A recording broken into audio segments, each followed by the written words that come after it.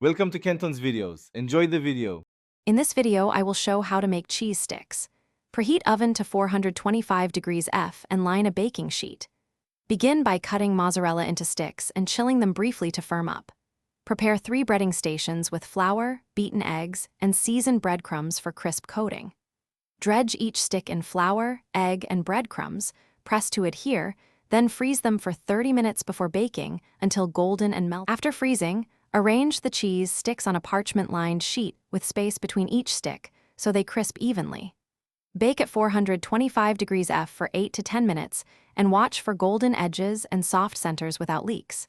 If you want extra crunch, double coat using an egg wash between breadcrumb dips and press firmly to seal seams. Let them rest a minute before serving so the cheese sets slightly and you avoid burns. Serve cheese sticks immediately with warm marinara or a cool ranch to contrast hot, melty centers and crunchy exteriors. Sprinkle chopped herbs or grated Parmesan into the breadcrumb mix for bright flavor and an attractive finish. Offer sides like crisp salad greens or sliced vegetables to balance richness and keep the snack feeling light enough to enjoy as an appetizer or party treat.